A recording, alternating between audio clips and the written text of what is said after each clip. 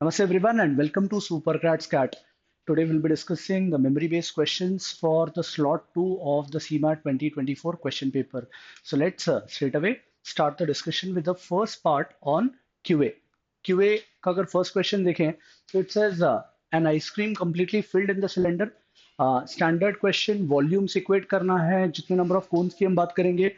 So in general the number of cones that we'll be talking about उनको n से multiply करके cylinder के volume के साथ इक्वेट करना है. सो देखते हैं what is the best approach. So will say कि सिलेंडर का volume is pi r square h. Pi r square. Now understand diameter 35 तो रेडियस विल बी व्हाट 35 का half. So pi r square which would mean 35 by 2 getting multiplied to itself twice. r का square हो गया into height is 32. this should be equal to the number of distinct disposable cones जो हम कर सकते हैं वो निकालना है. तो n into the volume of cones. तो n into volume of cones is 1/3 pi r square. Radius कितना दिया है? रेडियस है 2, डायमीटर 4 है. तो so 2 getting multiplied to itself twice into last में हाइट इज 7. लेट्स सी क्या क्या कैंसिल हो रहा है. पाई से पाई कैंसिल हो गया और कुछ कैंसिल हो रहा है. सो 2 2 4 will get cancelled with 32 8 times. 2 2 4 will get cancelled with 8 2 times. 7 और 35 कैंसिल हो गया 5 टाइम्स. और ये क्रॉस मल्टीप्लाई होगा तो हमें n ढूंढना है.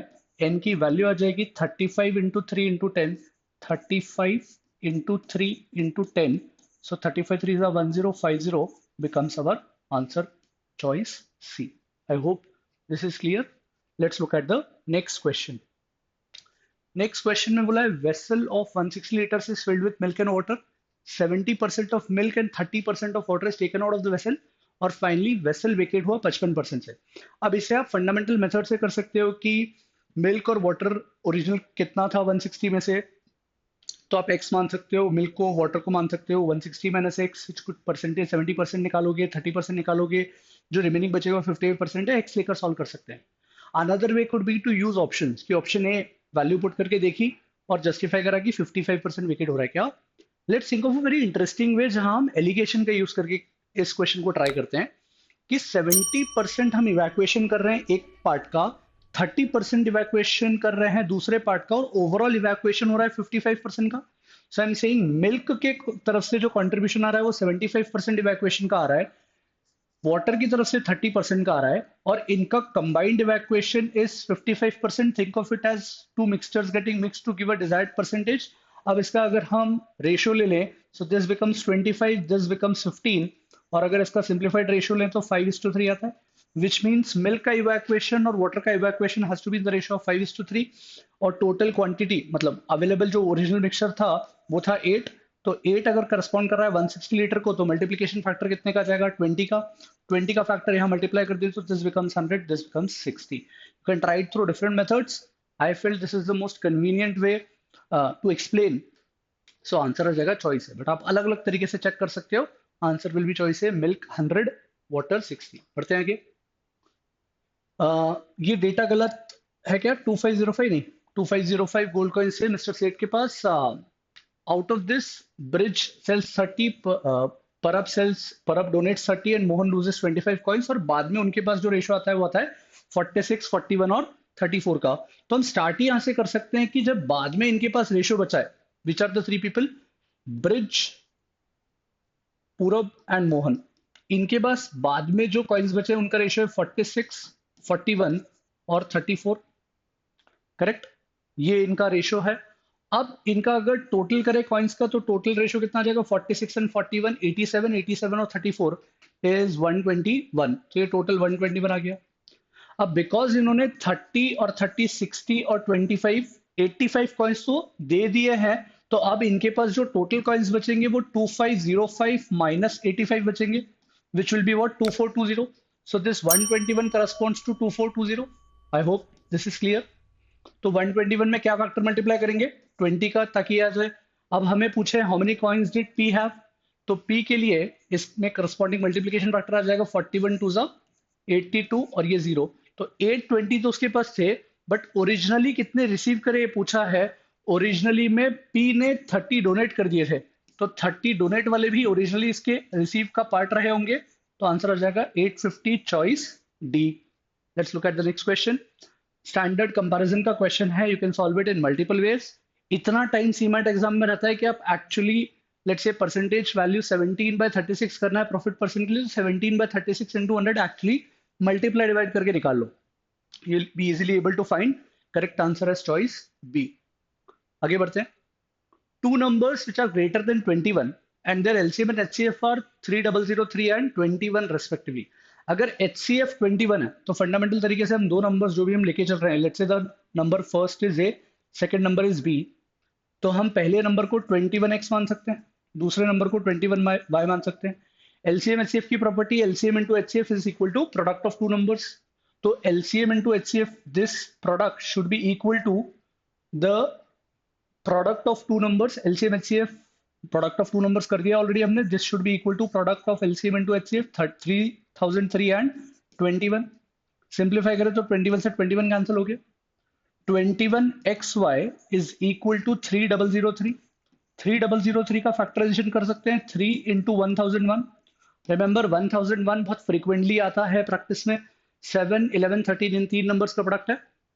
सिंपलीफाई करके लिख देते हैं, so will write 21xy is equal to 3 into 7 into 11 into 13। तो 3 into 7 21 फिर कैंसिल हो गया, आपके पास बेसिकली नंबर्स बचे, एक्स वाई का प्रोडक्ट है 11 into 13।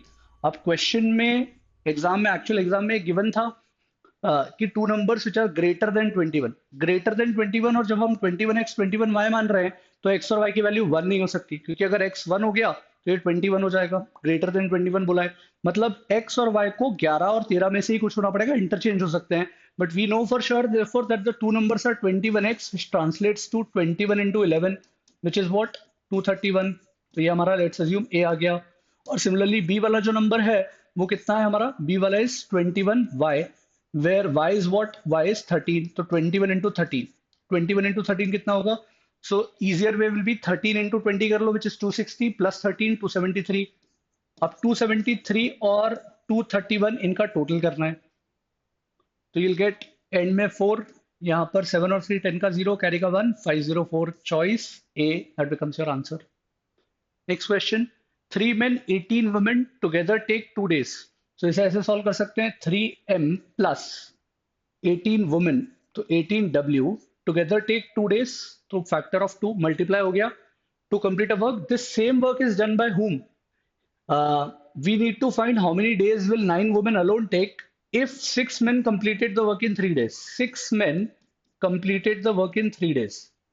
सिंप्लीफाई करें, 2 से कैंसिल करते हैं 6 को, पहले तो 3 बचा, सो इफेक्टिवली हमारी इक्वेशन बनेगी 3m plus 18w translates to 9m। अब m उस तरफ ले जाते हैं तो we get 18w is equal to 9 minus 3 कितना हो जाएगा 6m। यहां से अगर हम w अपॉन m का रेशियो निकालें so that will be 6/18 which translates to 1/3। तो मतलब अगर एक वुमेन का रेट 1 का है तो मेन का रेट उसका 3 टाइम्स है, that is the essential meaning of this. अब हमसे पूछा है कि how many days will 9 women alone take, तो ओरिजिनल वर्क कितना था, ऊपर वाली इक्वेशन में से कोई सा भी एक ले सकते हैं, 6 इज 18m, 18m का वर्क था, और ये कितनी वुमेन कर रही है 9, सो 9 वुमेन अलोन कितना टाइम लेंगी। m की वैल्यू रेशियो के हिसाब से हम 3 पुट कर सकते हैं, तो करस्पॉन्डिंग w को 1 पुट करेंगे, यू कैन से 3x और 1x व्हाटएवर, पर x कैंसिल ही होना तो सीधे 1 और 3 पुट कर देते हैं। आई hope this is clear. So 18m का काम था and 9 women alone, so women के लिए 1, m के लिए 3, सो 18 इंटू 3 डिवाइडेड बाय 9, 9 से कैंसिल करा 2 जा 3 2 जा कितना आ जाएगा 6। बढ़ते हैं आगे। A container is filled with liquid 6 part of which are milk 6 are water 10 milk। How much mixture must be drawn off and replaced with water so that mixture will be half water and half milk। Multiple ways हैं, आप values लेके कर सकते हो, आप x लेके कर सकते हो। Again I try and see कि हम एलिगेशन का यूज कर पाए क्या। So for some of you if you prepared even some bit for CAT, तो बहुत इजीली इस तरह के क्वेश्चन को हम कर सकते हैं। देखते हैं कैसे। वी आर सेइंग कि वाटर 6 है, वाटर 6 है और मिल्क कितना है 10, टोटल कितना है, टोटल है 16। सिंप्लीफाई करें रेशियो में तो 3 आ जाएगा, 5 आ जाएगा, 8 आ जाएगा। मैं वाटर का परसेंटेज पहले कितना देख पा रहा हूं, वाटर का परसेंटेज है 3/8 which is how much 37.5%, correct. अब इस 37.5% में से मैं निकाल कर विड्रॉ करके वापस रिप्लेस वाटर ही कर रहा हूँ, which means I am mixing 100% water to get half milk and half water, which means final percentage water का कितना चाहिए, 50%. So I am saying in the first scenario मेरे पास 37.5% वाटर का कॉन्सेंट्रेशन था. इसमें जो रिप्लेसमेंट मैं कर रहा हूँ, जो रिप्लेसमेंट वाला पार्ट है वो 100% वाटर है, निकाला और पानी से रिप्लेस कर दिया. इससे मुझे वाटर 50% मिल गया. तो अब इसका सिंप्लीफाइड रेशियो ले लें, 100 माइनस 50 इज 50, दिस इज 12.5. और अगर इसका सिंप्लीफाइड रेशियो लें तो 12 फोर जा 48 और 0.5 फोर जा 50, तो दिस इज 4 टाइम्स. सो आ गया 4:1. Total therefore is what, 5. 4 plus 1 5. तो कितना पार्ट रिप्लेसमेंट करना पड़ रहा है टोटल का, 1/5. Choice C becomes your answer. बढ़ते हैं आगे. Arrange the following, straight forward तरीका. आपके पास 2 की पावर 1/3 है, let's assume this is A. आपके पास 3 की पावर 1/2 है, आपके पास 5 की पावर 1/4 है, आपके पास 10 की पावर 1/6 है. Let's name these numbers as ABCD. आपको असेंडिंग ऑर्डर में अरेंज करना है, इंक्रीजिंग ऑर्डर में अरेंज करना है. 3, 2, 4, 6 सबका एलसीएम आता है 12. 12 पावर से रेज कर दो, so raise everybody by the power of 12. मैं कैलकुलेशन डायरेक्टली करके लिख रहा हूँ. सो कैंसिल होगा 12 से 3 4 टाइम्स, तो 2 की पावर 4 आ जाएगा विच इज 16. यहाँ कैंसिल होगा तो 12/2 विच इज 6. 3 की पावर 6 से 729. देन 12 कैंसिल होगा 4 से 5 का क्यूब विच इज 125. और 12 कैंसिल होगा 2 से 7 का स्क्वायर 49. तो अब इसके बाद you can do the arrangement in increasing order. आपके पास 4 नंबर्स हैं, सबसे छोटा ए है, सबसे बड़ा बी है. इंक्रीजिंग ऑर्डर आप मार्क करके आगे बढ़ सकते हो. Next, match the pair. आपको डिस्काउंट परसेंट मैच करना था, तो एक मैच कर लेते हैं, बाकी सारे you can do on your own. 55 और 65, तो 10 का डिस्काउंट है on A base of 65 into 100, that will be the discount percentage. 5 से कैंसिल करें, 2 जा 13 जा 1/13 होता है 7.69. उसका डबल करेंगे 15.38%. सो दिस मैचेस हियर, ये ओरली हो जाएगा 10/60 1/6. तो this matches with this. 2/70 option गलत था, यहाँ पर सीमैट वालों को चेंज करना पड़ेगा बाद में कि ये 28 पॉइंट समथिंग कुछ आएगा, but that is the best match that you will have. And finally this will be match with this. आगे बढ़ते हैं. इंटरेस्टिंग क्वेश्चन, प्रोबेबली ज्योमेट्री के जो 2 क्वेश्चन टाइप्स आए थे उन्हीं के कारण सीमैट स्लॉट 2 का QA would be categorised as tough. In fact वो एलिगेशन से जो हमने क्वेश्चन बहुत जल्दी कर लिए, वो क्वेश्चंस भी are moderate to tough level only. In fact आगे एलआर में क्लॉक का भी क्वेश्चन है which will be categorised as moderate to tough. So कुछ कुछ क्वेश्चंस ऐसे हैं विच आर लाइक कि बनेंगे नहीं, बने ही नहीं बच्चों से, तो दैट इज द रीजन कि टफ बोला है. Otherwise paper was easy to moderate only. So 2 chords xy and zt intersect at point P, तो px माइनस पी वाई क्या pz माइनस pt के बराबर होगा. अब इस स्टेटमेंट 1 को चेक करने के लिए बहुत इजी सा तरीका कर सकते हैं. आई एम जस्ट वेरीफाइंग कि स्टेटमेंट 1 सही है या नहीं. तो X Y Z T intersect कर रहे हैं पॉइंट P पे, तो ये जो इंटरसेक्शन का पॉइंट है इसको नाम देते हैं P. अब हमें बोला है px माइनस पी वाई क्या pz माइनस pt के बराबर होगा. कोई भी 2 स्टैंडर्ड कॉर्ड्स के लिए बोल रहे हैं. So what I have done for convenience to check कि हर जगह ट्रू होगा या नहीं, I have created a case जहां पर मैंने सेंटर से पास होने वाली एक कॉर्ड बनाई है विच इज एक्स वाई, और एक दूसरी कॉर्ड जेड टी थोड़ी सी नीचे बनाई है. बट अगर सेंटर से पास होने वाली कॉर्ड होगी तो understand property, the chord from the centre of a circle या the line segment from the centre of a circle to a chord bisects the chord. मतलब pz और pt तो 1:1 के रेशो में, pz और pt अगर बराबर हैं तो इनका डिफरेंस कितना आ गया, 0. और क्लियरली दिख रहा है कि px py से बड़ा है, मतलब px माइनस py, तो 0 नहीं आएगा. इनफैक्ट इस लाइन को ऊपर नीचे कहीं भी शिफ्ट कर दो, राइट हैंड साइड का डिफरेंस तो हमेशा 0 आना है, पर जैसे ही ये लाइन ऊपर नीचे शिफ्ट होगी तो px माइनस py चेंज होता जाएगा हमेशा, विच मीन्स स्टेटमेंट 1 तो डेफिनेटली गलत है. So statement 1 is false. अब अगला पार्ट है, 2 chords intersect internally at point P, pxz. ये जो pxz वाला ट्रायंगल है उसको नए डायग्राम में देख लेते हैं. सो सेकंड स्टेटमेंट के लिए again point of intersection is P. pxz और pty क्या ये सिमिलर ट्रायंगल्स होंगे, तो बहुत इजीली हम प्रूव कर सकते हैं these are vertically opposite angles, तो ये इक्वल होंगे. और आप इस आर्क को देखो, जेड वाई वाले आर्क को देखो, angle subtended by a chord और an arc in the same segment are equal. तो जेड एक्स वाई जो एंगल है, ये angle has to be equal to Z T Y. Same segment में angle subtend हो रहे हैं, तो ये 2 एंगल्स इक्वल हो गए, तो ऑटोमेटिकली तीसरा एंगल को सेम होना पड़ेगा, जो कि इधर से विजुअलाइज करते तो भी दिख जाता. Angle subtended by an arc और a chord in the same segment are equal. तो ये दोनों ट्रायंगल सिमिलर हो गए और इसी के थ्रू हम वो प्रॉपर्टी पढ़ते हैं P A into PB is equal to P C into P D, standard तरीका। तो बोथ द स्टेटमेंट्स 1 और 2 में से सेकंड वाला जो है वो ट्रू है, फर्स्ट वाला फॉल्स है। क्वेश्चन का जब आप आंसर मार्क करोगे so से statement 1 is incorrect but statement 2 is correct, ये गलत है और ये सही है। पढ़ते हैं आगे।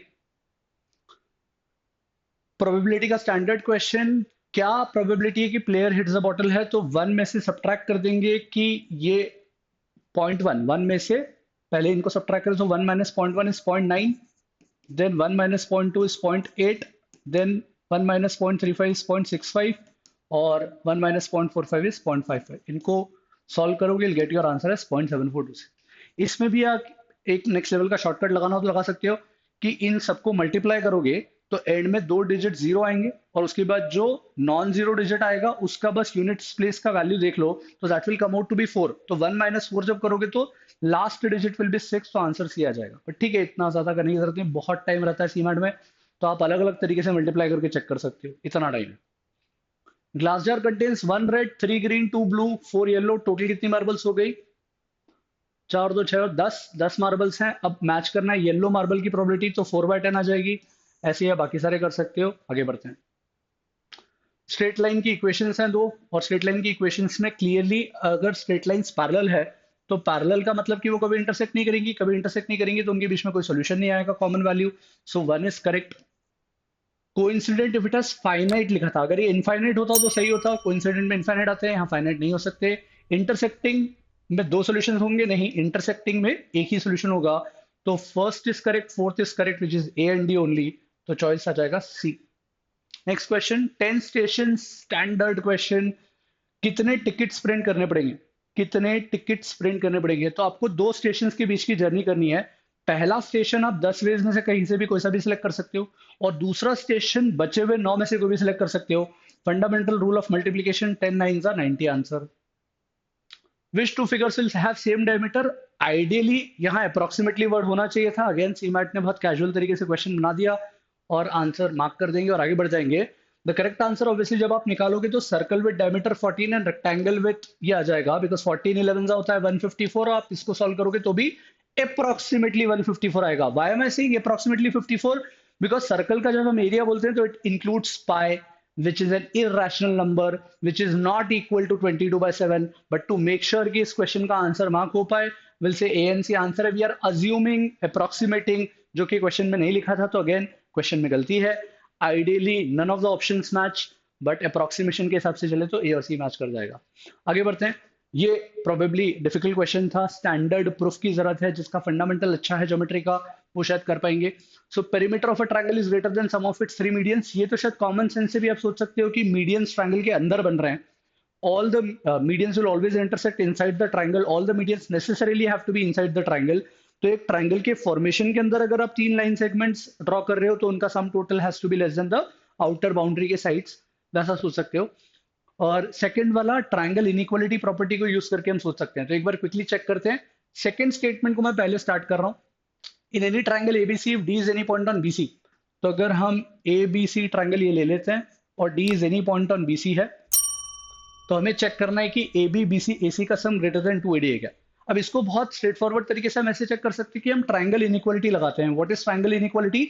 सम of any 2 sets of a triangle has to be greater than the third side. तो मैं ए बी और बी डी का सम ग्रेटर कर सकता हूं एडी से, किस ट्रायंगल में? एबीडी ट्रायंगल में। तो मैं सीधे वही लिख रहा हूं, A B plus B D has to be greater than AD. अब मैं सेकेंड ट्रायंगल को कंसिडर कर रहा हूं, एडीसी, वहां पर भी सेम प्रॉपर्टी अप्लाई कर रहा हूं। So I am saying AC plus CD has to be greater than AD. इन दोनों इक्वेशंस को ऐड कर दो, तो रिमेंबर दोनों तरफ ग्रेटर देन का इनइक्वालिटी, तो एडिशन हो सकता है। ए बी प्लस ए सी आई गया, प्लस साथ में आ रहा है B D plus C D, has to be greater than twice of AD. Correct है, has to be greater than twice of AD. अब B D plus C D कितना है? B D plus C D कितना है? That is nothing but your entire B C. So आपको value मिल जाएगी A B plus A C plus B C is greater than twice of AD. So clearly second statement true है। First statement as I said common sense भी आ जाएगा। Otherwise एक standard property होती है मीडियंस की कि A B plus A C का sum has to be greater than 2AD। वो कैसे आता है, वो भी एक अलग कंस्ट्रक्शन करके आता है। तो बहुत ज़्यादा डेप्थ में जाने की जरूरत नहीं है। आप ऐसे मान लो कि A B plus A C is greater than 2AD। यही अगर आप बाकी तीन मीडियंस के लिए पेयर बनाओगे, ऐड करोगे, तो this will definitely come out to be true. बहुत इजीली प्रूव किया जा सकता है। तो करेक्ट आंसर हो जाएगा both statement 1 and 2 are correct, that is our answer. Next, a% of a plus b% of b is 2% of ab। a% of a मतलब a by 100 of a plus b% of b मतलब b by 100 of b is equal to 2% of ab, 2 by 100 of ab। Simplify करेंगे तो 100 denominator से cancel ही कर देते हैं। ये बन जाएगा A square plus B square is equal to 2ab। Simplify करें 2ab इस तरफ ले आएंगे तो कहना है ए माइनस बी का होल स्क्वायर बन रहा है। ए माइनस बी का whole square is equal to 0, तो ए को किसके बराबर होना पड़ेगा, बी के। तो A is what percent of B, 100%। A और बी इक्वल है, A upon B into 100, A से कैंसिल, 100% आंसर। टोटल एक सेट था 3 क्वेश्चंस का, जिसमें लिनन और कॉटन की कुर्तीज अलग अलग स्टोर्स के लिए दी थी, ए से एफ, और उनके परसेंटेज ब्रेकअप गिवन थे। मैं सिर्फ आंसर्स शेयर कर रहा हूँ because data is bit difficult to remember. 40 से 49 एक रेशो आएगा आपके आंसर का। एक आंसर आएगा 20%, परसेंटेज मोर पूछा था, और एक आंसर आएगा 2940। सो ये 3 आंसर्स हैं फॉर द डीआई। बहुत इजी डीआई था। इतना टाइम अगेन सीमेंट पर रहता है कि आप पूरा आराम से कैलकुलेशन कर सकते हो। कोई शॉर्टकट, कोई टेक्निक नहीं अप्लाई करी तो भी चलेगा। शॉर्टकट टेक्निक्स अप्लाई करते हो तो और बहुत ही जल्दी आंसर्स आ सकते हैं। So this completes our QA section. I think सारे 20 क्वेश्चंस चेक कर लिए। You can let me know in the comments कि आपके कितने सही गए। I have had 1 or 2 students which have said कि सर सारे 20 सही चले गए हैं। So let's see, some most of them have definitely said कि 14-15 प्लस सही गए। So QA difficult but compare to slot one, otherwise broad level पे इजी टू मॉडरेट। एलआर पे चलते हैं।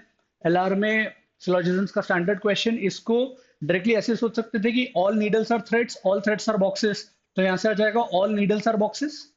ऑल नीडल्स आर बॉक्सेस है तो सम बॉक्सेस आर नीडल तो ट्रू होगा। अगर आप ऑप्शन देखते हैं तो एक ही ऑप्शन है जिसमें सी आ रहा है, तो करेक्ट आंसर हो जाएगा सी ओनली, बाकी चेक करने की जरूरत नहीं है। A and B are twins, A और बी ट्विंस हैं, ठीक है भाई। ए और बी के जेंडर के बारे में कुछ नहीं पता। B sister is C, B की सिस्टर सी है तो सिस्टर के लिए मैंने सर्कल बना दिया for representing a female. D is the husband, husband wife के लिए क्रॉस के साथ मैं नोमेनक्लेचर यूज कर रहा हूँ। So D is the husband of C. A is mother is E, A की मदर जो है वो ई है, मदर है, gender female. E is the wife of F, E is the wife of F, husband wife के लिए cross और husband के लिए square. How is F related to D, F is, अब आप सोच के देख लो, D is the husband of सी। सी कौन है, ई और एफ की डॉटर है, बिकॉज ए बी तो ट्विंस है और सी सिस्टर है। तो C is the daughter, daughter के हस्बैंड सन इन लॉ होंगे, पर हमसे पूछा है एफ रिलेटेड टू डी, तो answer father in law, choice C. Next, debatable question, should judiciary be independent of executive? Yes, this would help curb unlawful activities of executive. Argument 2, no, executive would be able to take bold measures. अब because this has been taken from some books, some online internet के sources, CMAT ने as it is question वहां से दे दिया है।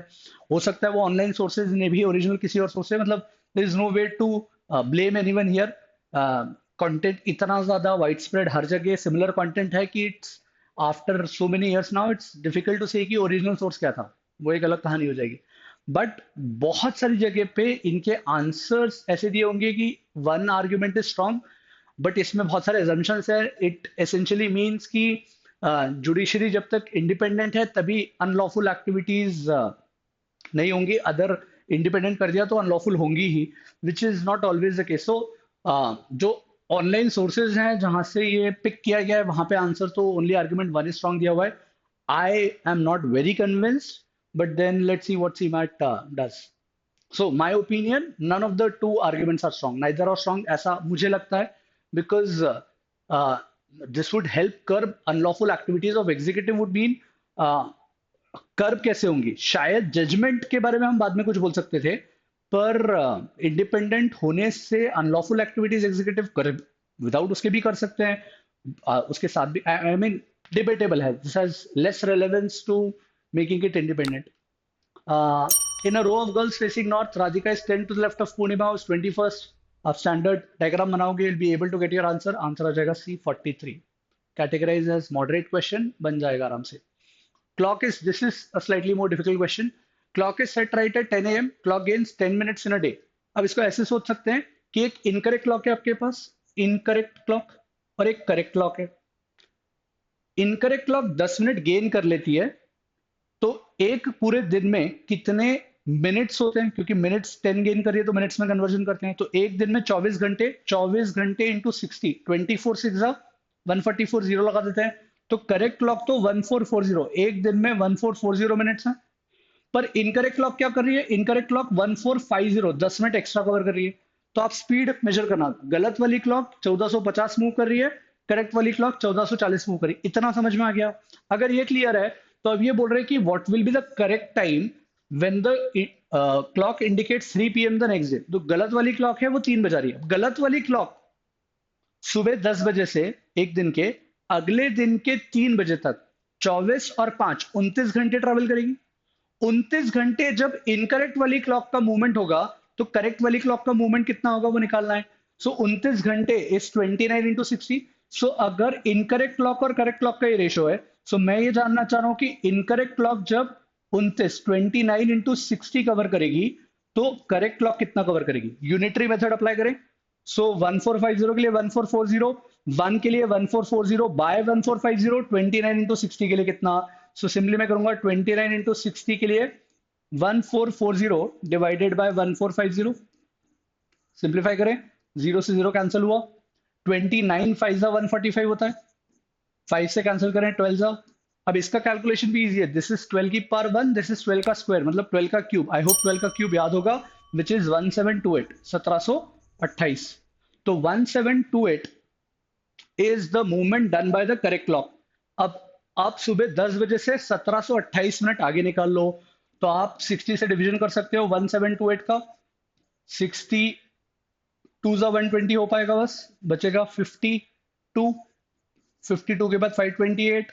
तो अब आप जब कैलकुलेशन करोगे तो रेस 28 आवर्स ही कुछ हो पाएंगे। 28 आवर्स 8 जा करके देखते हैं, तो 68 जा 480, 480 के बाद बचे कितने 8, यहाँ पर 4, तो 48 मिनट्स बच गए हैं। तो 48 मिनट्स मतलब 2:48 D becomes your answer. Next question, wrong number ढूंढना है, इसमें पैटर्न ढूंढते हैं। 888 का हाफ करें तो आता है 444, पर ये वैल्यू उससे 10 ज्यादा है, मतलब +10 कर रहे होंगे शायद। चेक करते हैं यहाँ भी वही हो रहा है क्या। 454 का हाफ करते हैं तो आएगा 227, पर अगर +10 कर दे तो 237 आ रहा है, परफेक्ट। फिर 237 का हाफ करो, 237 का हाफ मतलब कितना होगा, 37 का हाफ इज 18.5, और 200 का हाफ तो 118.5, +10 कर दें तो ये नंबर आ जाएगा। बट ये सीक्वेंस यहाँ फॉलो नहीं होता, तो करेक्ट आंसर आ जाएगा चॉइस ए। बढ़ते हैं आगे। फायर के एंड रिजल्ट की बात करें तो it leads to ashes. Explosion के एंड रिजल्ट की बात करें तो इट लीड्स टू डेब्रिस। बाद में क्या बच जाता है, डेब्रिस। फायर के एंड में क्या बच जाता है, ashes. So find the odd one out. Grape is used to prepare wine, milk, butter, water, oxygen.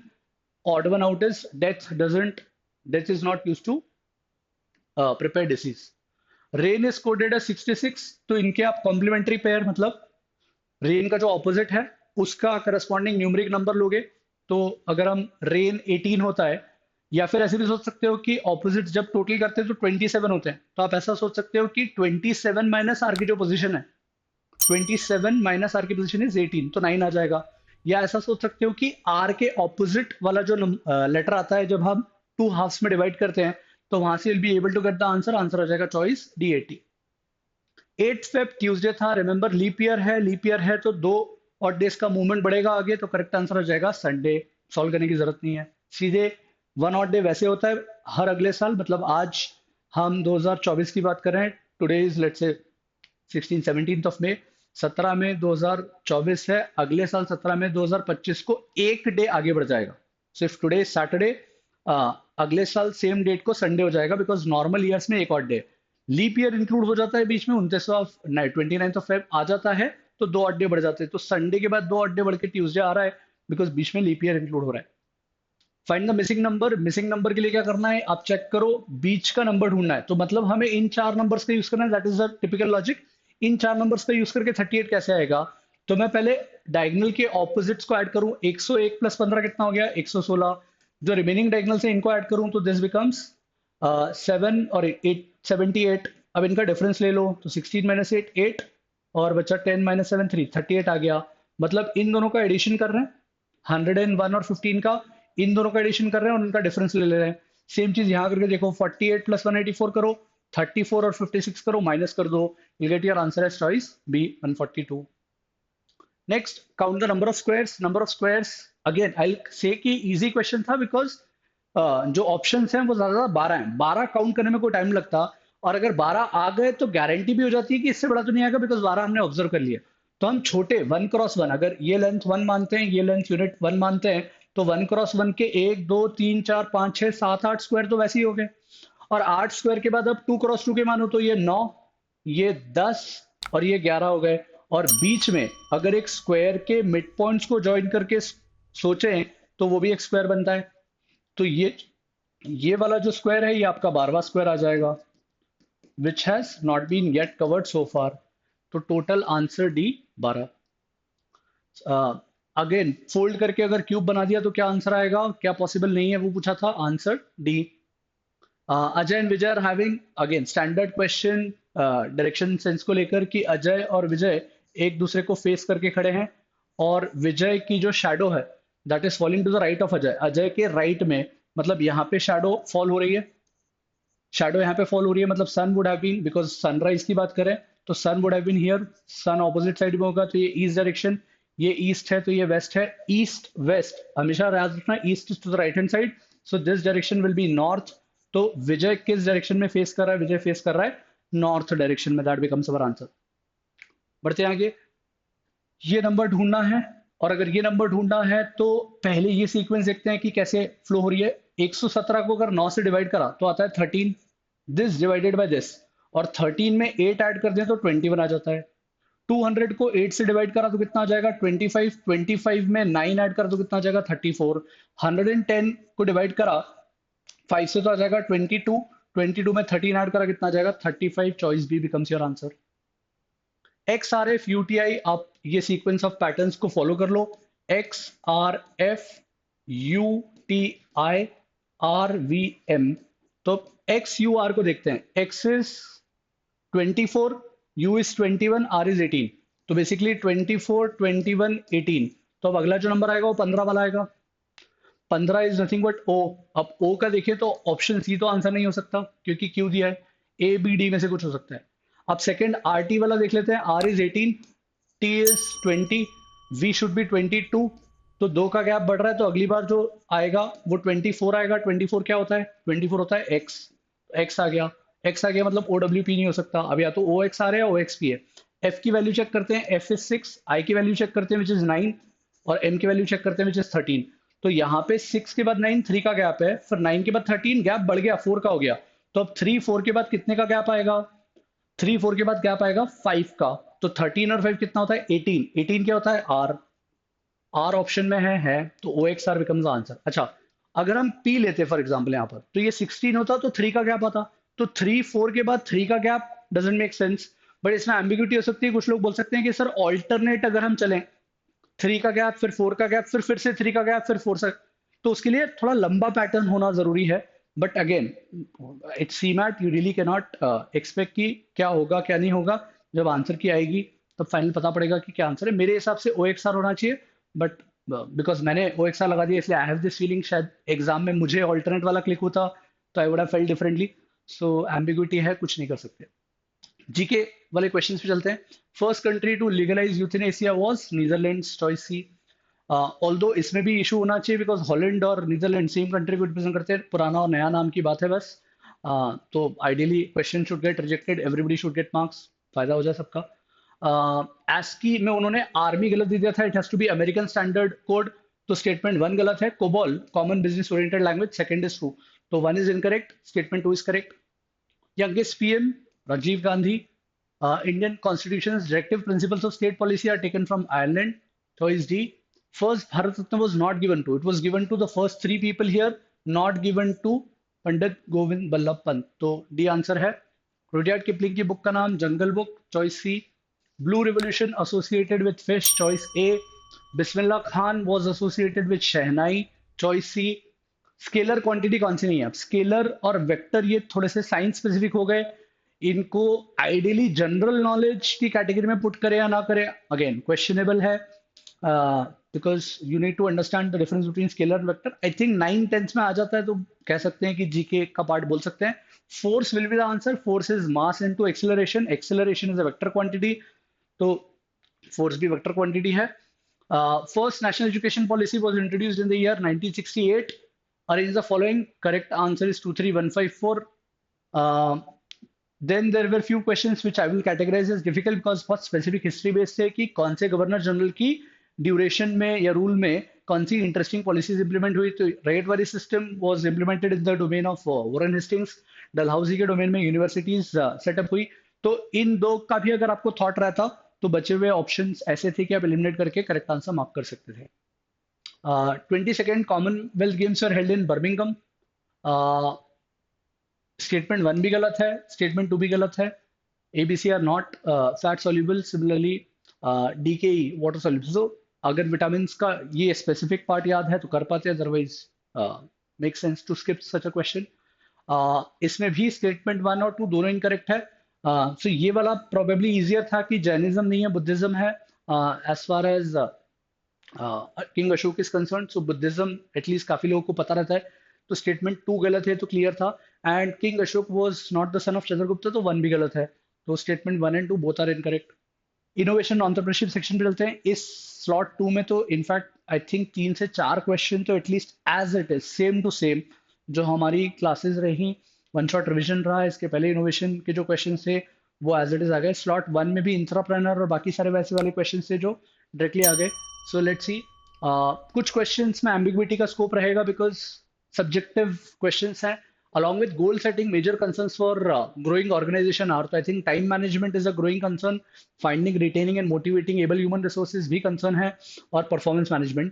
नया फाइनेंस इसलिए क्वेश्चनेबल है, ये नहीं होना चाहिए क्योंकि अब growing organization already है, so they might already have finances available, but you never know this can build। options का कॉम्बिनेशन ऐसा था कि अगर इसे इंक्लूड करते हैं 3 को तो बाकी, for example diversification export potential नहीं होना चाहिए at this point in time. तो possible answer could be D, but again dicey है, यू नेवर नो क्या होगा। ये आई थिंक सही होना चाहिए। Shaadi.com is an example of subscription based business service model. Become an entrepreneur, I have marked the answer as D, mindset. Again subjective question, some people might say commitment, money, support available, but I think mindset will include commitment, है ना। Mindset will include lot of other things. Commitment becomes a subset of mindset, ऐसा मेरा opinion है कि अगर आपका right mindset है तो राइट माइंडसेट का मतलब क्या, कमिटमेंट आई गया उसी में। So that's why I mark mindset, but you never no. Statement 1, business ideation is important for venture creation. Yes, definitely true. Conversation that happens in an elevator is not called as elevator pitch. Elevator pitch is the pitch that you are able to give to investors while you are in an elevator. तो elevator का typical time माना जाता है less than 60 seconds. तो 60 second के अंदर अगर आप अपना business pitch दे पाओ तो it has to be about business pitch, not any general conversation that happens in an elevator. तो statement 2 incorrect है, 1 correct है। हैंड्स ऑन लर्निंग, अगेन जैसे ऑप्शन थे वो ट्रिकी थे, बहुत अच्छे नहीं थे। Hands on learning it's typically practical learning, practical learning में केस स्टडी एनालिसिस आ सकती है। अब एंटरप्रेन्योरियल ऑडिट आएगा नहीं आएगा, again debatable. So I don't know, CMAT जब आंसर की रिलीज करेगा अगर करता है तो then will get to know. Success depends on, तो इसमें ऑप्शन से चूज करने थे। कास्ट इज नॉट इंपॉर्टेंट, बचे हुए चारों पैरामीटर्स इंपॉर्टेंट है, तो जहां भी ए बी सी था वो आप मार्क कर दोगे as your correct answer. Then factors not relevant. I think labor market is not relevant for judging the adequacy of market. Adequacy of market में हम बात करेंगे डिमांड कितनी है, तो डोमेस्टिक कितनी है, एक्सपोर्ट की डिमांड कितनी है, कॉम्पिटिटर्स उनका मार्केट शेयर कितना है, A could be the answer. Plant and machinery के लिए टेक्निकल फिजिबिलिटी रेलेवेंट हो जाएगा। एम्पैथाइज, रिमेंबर एम्पैथाइज बहुत इजीली याद रहेगा because we have already covered the 5 stages of design thinking in our session. तो अगर ये भी मार्क कर लेते तो ऑप्शन एलिमिनेट हो जाते and you would have got the answer. So creativity and innovation would be business ideation, and profit and loss statement typically will be for financial feasibility. Diffusion of innovation theory given by E.M. Rogers, ये as it is previous year CMAT के question का paper है, I think 23 या 22 में से exact as it is question उठाया हुआ है। Legal term for brand is trademark, as it is question उठाया हुआ है पिछले साल के पेपर से। So that's it from my side. I hope you can verify your answers and let's see. Hopefully बहुत जल्दी रिजल्ट भी आ जाएगा। With this, I'll take a leave. Ciao.